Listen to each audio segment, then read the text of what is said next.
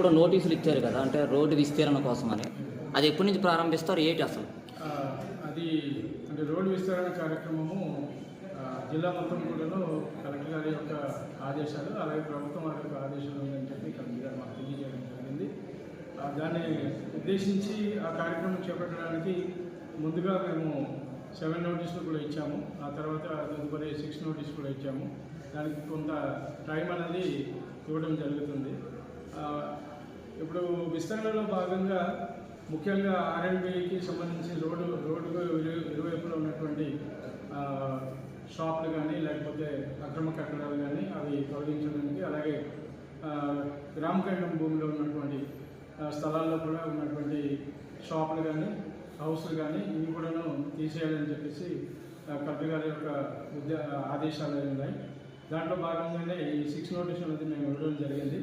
అయితే ఆర్ఎండ్బి వాళ్ళతో అధికారులతో కూడా సంప్రదించడం జరిగింది. వారు రేపటి దినాన మాకు సరైనటువంటి సలహా సూచనలు, అంటే దాని నిర్దిష్టమైనటువంటి ఒక సూచనలు ఇవ్వడం అయితే జరుగుతుంది. దాన్ని అనుసరించి మార్కింగ్ చేసిన పిదప మరి రోడ్డుకి ఇరువైపులా మిడిల్లో పెట్టుకొని ఎన్ని అడుగులు ఇస్తారన్నది రేపు తెలియజేస్తామని చెప్పడం జరిగింది. కాబట్టి వారి యొక్క సూచనల మేరకు రాబోయే రోజుల్లో ఎన్ని దినాల్లో మేము ఆ కార్యక్రమాన్ని అంటే డిస్బ్యాండిల్ చేసే కార్యక్రమం చేపడుతున్నాం అనేది మీకు తెలియజేస్తామని చెప్పి తెలియజేస్తున్నాను. అయితే ఇది ఒక యుద్ధ ప్రాతిపదికన జరిగినటువంటి కార్యక్రమం కాదు. చాలా రోజులైంది. అధికారులు మాకు ఆదేశాలు ఉన్నాయి. అలాగే గవర్నమెంట్ నుంచి ఒక మంచి ఉద్దేశం కలిగి అభివృద్ధి జరగాలి, గ్రామీణ ప్రాంతాల్లో అభివృద్ధి జరగాలి, రోడ్డుకి దగ్గరలో ఉన్నటువంటి గ్రామాలు కూడా అభివృద్ధి జరగాలి, ఒక మంచి వాతావరణం అనేది కల్పించబడాలన్న ఉద్దేశంతో జరుగుతున్నటువంటి కార్యక్రమం. సో దానికి కూడా ప్రజల ద్వారా సహకారం పొందాలని తెలియజేస్తున్నాం. ప్రజలు కూడా సహకరిస్తామని చెప్పి ముందుకు రావడం జరిగింది.